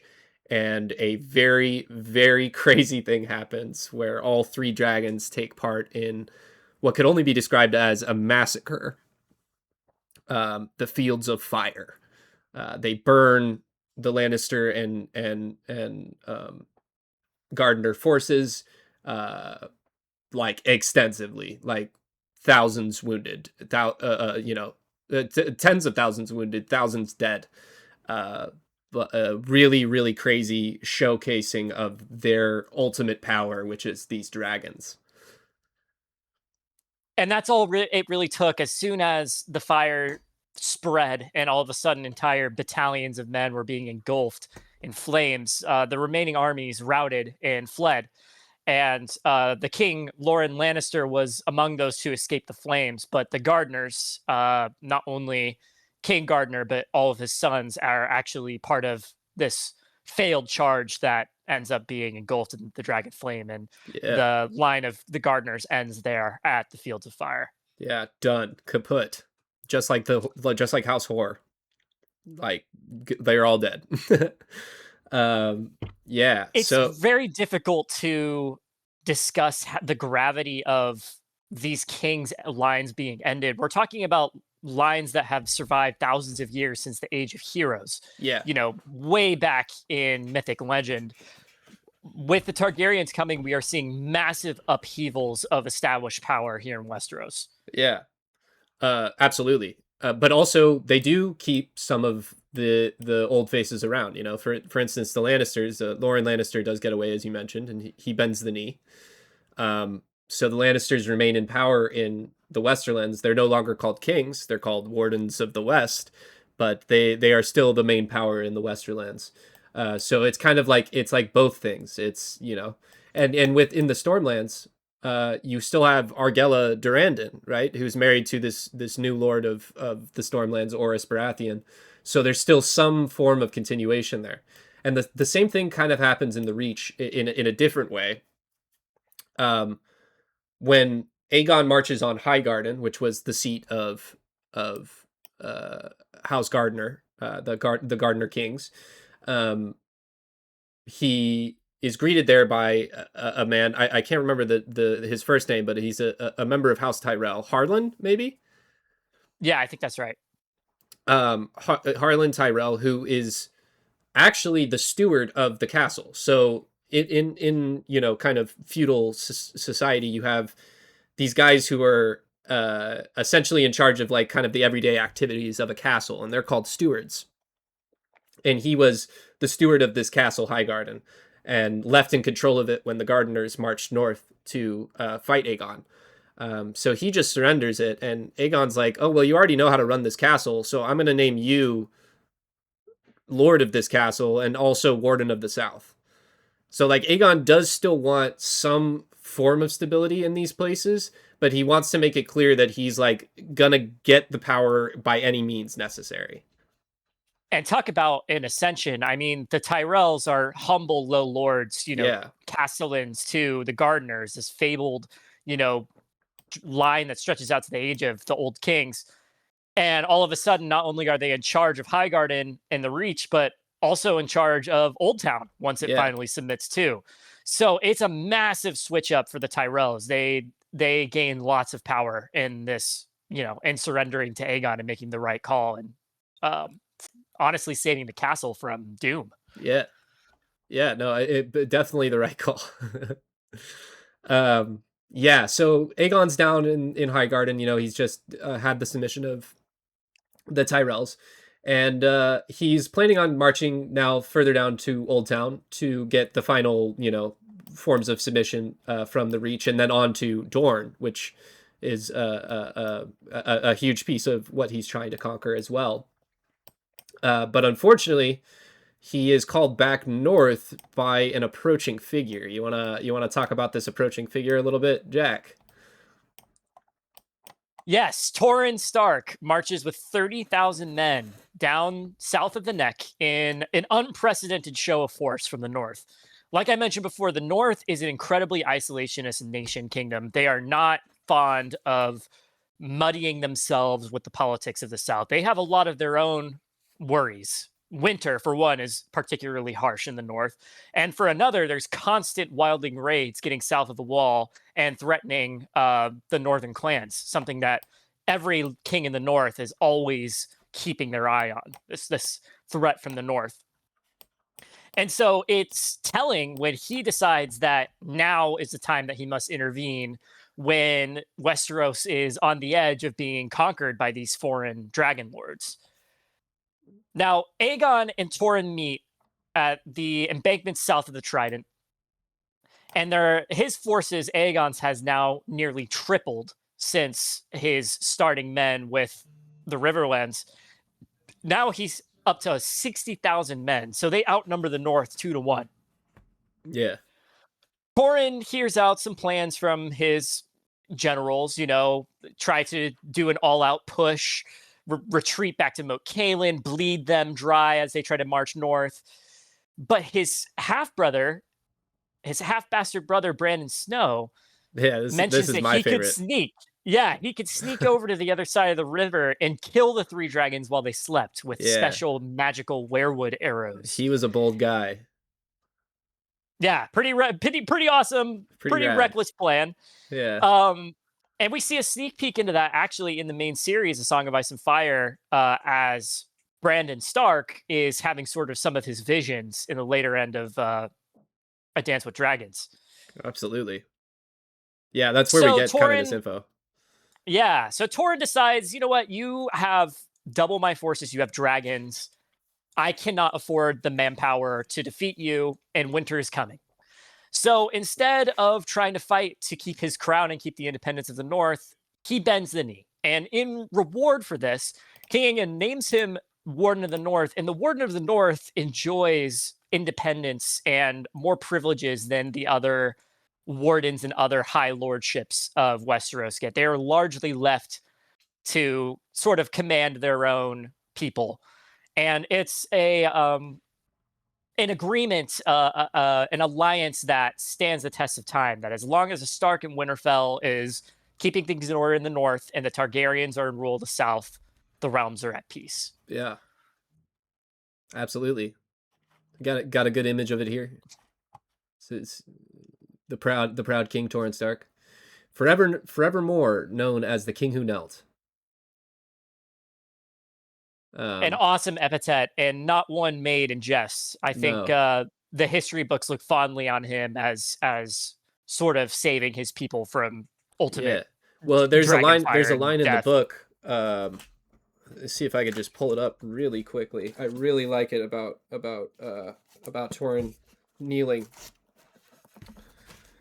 From that day to this day, Torrhen Stark is remembered as the king who knelt, but no Northman left his burned bones beside the trident, and the swords Aegon collected from Lord Stark and his vassals were not twisted, nor melted, nor burnt, nor bent. And that's kind of the main thing, you know. He saved the lives of his men because I mean, Aegon was going to win that fight, even if he didn't use the dragons. It was a huge number advantage. So he definitely did the right thing. Knelt, gave up the power, and he still maintained a lot of control in the north. It wasn't like he was giving up a lot. He just had to occasionally pay obeisance to this crazy blonde guy in the south. Not so bad. Not so bad at all. And we'll see this continued in the future. This kind of almost um, symbiotic relationship between the Starks and the Targaryens. Although the Starks are nominally beneath them, they are often seen as partners in managing and keeping the realm safe. Absolutely.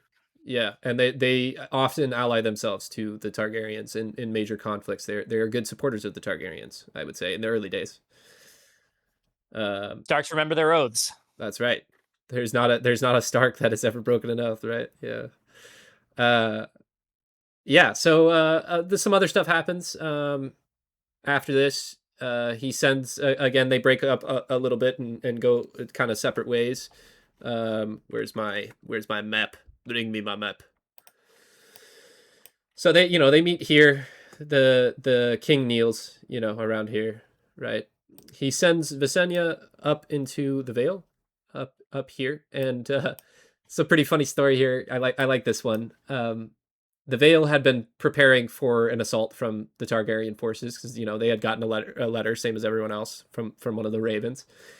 So they had also fought against them in the Bay of Crabs with the fleets and such. So they were really battening down the hatches. They put a lot of men in the Bloody Gate. They moved men to Goldtown and to Runestone and the coastal cities to try to defend against coastal assaults. And they were really kind of strengthening it up, tying themselves together. And so what the Targaryens did is they just sent Visenya and Vhagar over the top of all of them. And she flew right up to the Eyrie and landed Vhagar in the in the main courtyard of the Eyrie. Just a dragon in the main courtyard of the Eyrie. And Shara Aaron, who, like as we mentioned earlier, was the Lord Regent there.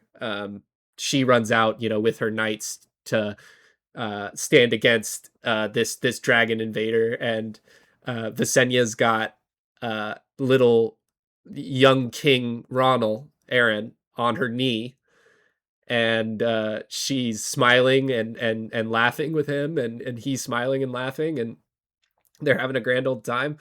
And Ronald looks up at his mother and asks, "Can I go ride the dragon with the lady?" And you know, kind of being forced to. Shara Aaron agrees, and Ronald Aaron gets to fly on Vhagar 3 times around the Eyrie. Uh, uh, he takes 3 loops on the dragon, and they land. And by the time they land, Shara Aaron had every knight in her castle give up their sword, and she had collected the 3 crowns that were important to the Eyrie to be given up to Visenya, and that's how the Eyrie fell to the Targaryens. They call Ronald Aaron from this point, and he lived a relatively long life. They called him the King Who Flew from this point forward. So you have the King Who Knelt and the King Who Flew. Yeah, it's a very Pretty touching key. point in the Conquest, right? Now we have a conflict that is resolved with a dragon ride instead of Yeah, tens of thousands of men burning alive. and a silent agreement amongst 2 powerful women. Exactly. A little bit sinister. I mean, kidnapping your Definitely son on sinister. a dragon, Definitely sinister. um, but also equally playful in some ways. It's an interesting interaction between the two. Absolutely. Uh, I love that moment. I really like that moment. It's a cute little story. So Visenya finds a lot of success in the Vale, Absolutely. single-handedly, and brings the Vale and the Eyrie into the fold. Rhaenys isn't so lucky with Dorne, though, is she, Yeah. Archmaester Peter? Well, Archmaester Jack, she flies down there on Meraxes, who's no small thing, a big powerful dragon. And the Dornish have some defenses in the Princess Pass, but she just flies right over them. And she goes down into the various castles in Dorne, but she finds them abandoned. There's only like essentially serving people in a lot of the castles that are just kind of maintaining them, cleaning them and making sure the livestock stay alive and such. But none of the lords, none of the knights, none of the soldiers. Um, and she flies kind of from place to place to all the various, different major cities and towns and castles in Dorne, finally arriving at Sunspear, where she does find someone. And this is a very interesting figure. Maybe you wanna talk about the princess here a little bit. Miriam Martell is fat, bald, blind, with sallow and sagging skin. She's riddled with gout. Yeah. She can't stand from her chair. She's kind of known to be this cunning ruler who is very rarely seen outside the Palace of Sunspear. And so it makes sense that it's her that is waiting to see Rhaenys instead of any of her lords. And they have a very interesting conversation.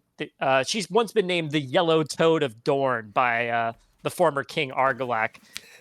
Obviously, they're very contested, the Stormlands and the Dorne. Very big history of conflict between them. And Marya essentially tells. Well, I got the Rhaenys, quote right here if you want it. I love yeah. it. Yeah, so Rhaenys pulls up and Princess Marya tells her, "I will not fight you, nor will I kneel to you. Dorne has no king. Tell your brother that." And Rhaenys, of course, is like, oh, we're gonna come again, and we're gonna bring fire and blood, and Marya says, "Those are your words. Ours are unbowed, unbent, unbroken. You may burn us, my lady, but you will not bend us, break us, or make us bow.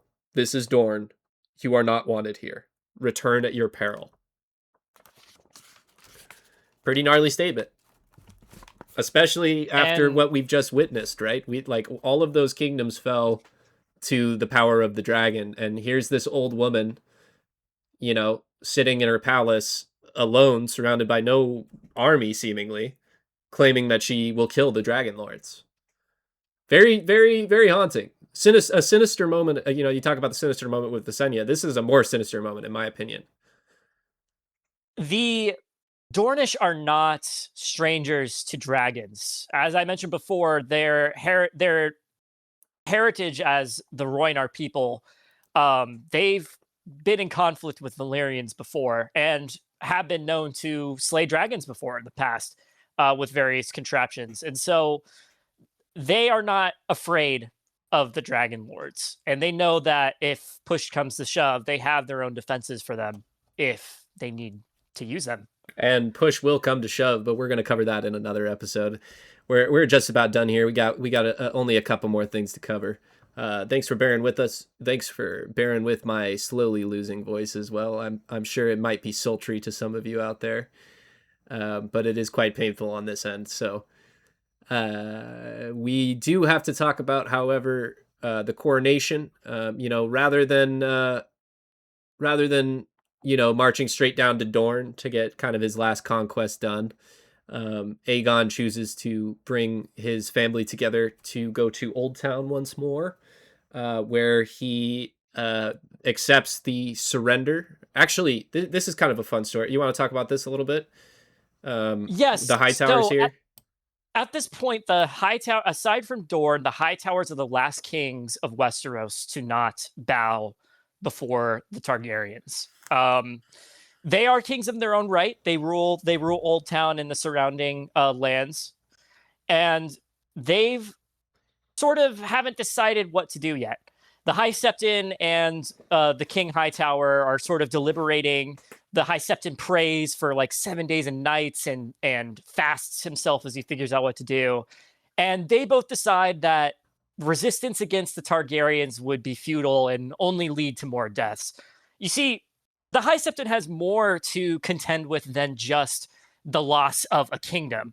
He needs to determine what the Westerosi common people are going to do against this threat. The High Septon has so much power culturally in Westeros that if he demands that the three-headed dragon be seen as an enemy of the faith, the peasants will uprise all across the Seven Kingdoms and cause a whole lot of havoc and destabilization to the realm.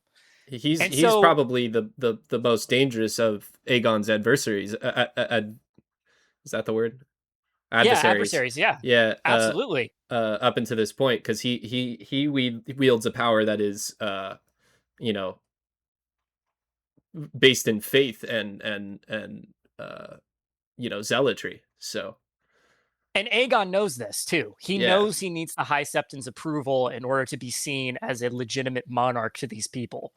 And so the High Septon is looking over this big red button that he can push that will mean hundreds of thousands of peasants rise up and get probably burned by dragons and, create an apocalypse Westeros has ever seen. And he sets it down and he has a talk with Aegon. And now we don't know anything about what they talked about, but they had a private conversation before the gates of the city were lifted. And the High Tower submits, and the last kingdom of mainland Westeros, aside from Dorne, falls to the Targaryens.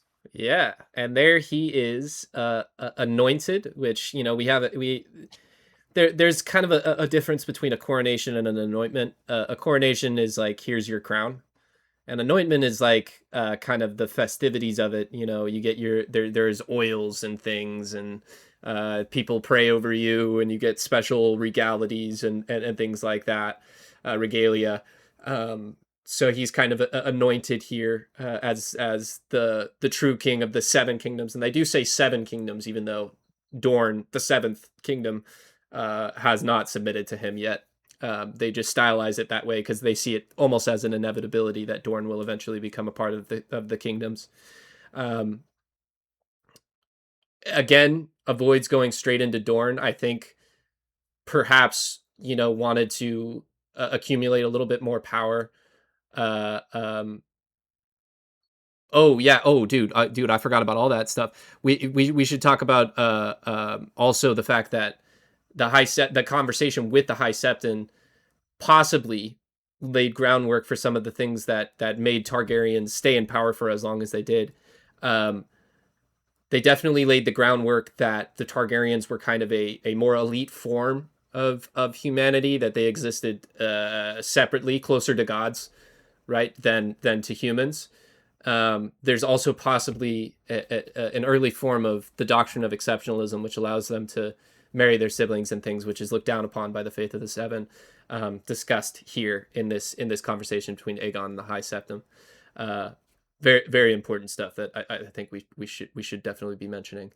Um, Absolutely. And it solidifies their legitimacy even more because yeah, now not only are they kings with great power, but they're also demigods who, with their dragons, converse with forces beyond mere mortals. right.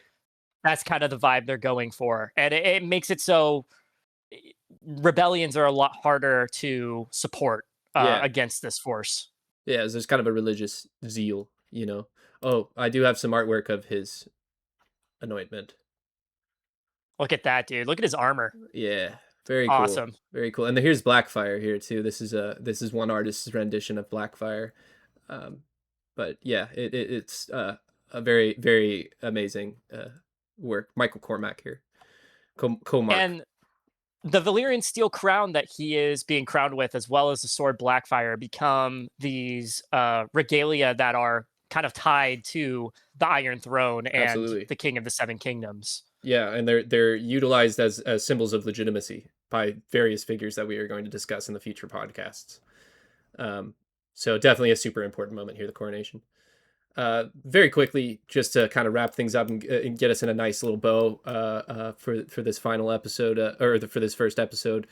Um, Aegon and his family sidestep Dorne one more time, and return to the Aegon Fort, which is rapidly expanding, into a larger city. Population is quickly growing.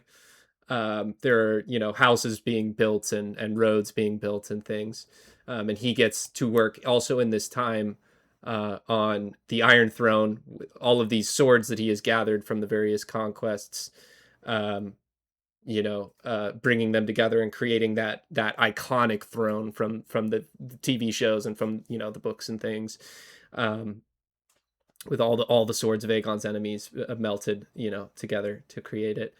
Uh, they also renamed the territory, around the Three Hills, King's Landing, after the conquest, as it was the place where their new king landed. You know, pretty simple, straightforward.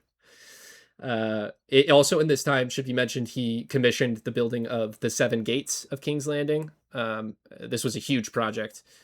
He built massive gates that were later connected by massive walls that make King's Landing quite a formidable strategic place as well as a bustling city. So he did some work there. That pretty good. Uh, on the next episode, a little teaser for you guys. We will be talking about the reign of the dragon. So this is King Aegon in his time as king of the 7 kingdoms. Well, really the 6 kingdoms, because he struggles throughout his life to deal with that southern kingdom, Dorne, and their resistances. So we'll be talking about that. We'll be talking about the birth of his children, and a few other things on the next episode of Two Goblets. Anything you want to add, Jack? I'm just really excited to continue on the next episode. This is a lot of fun. Yeah, I had a lot of fun too. We hope you guys had fun listening to us.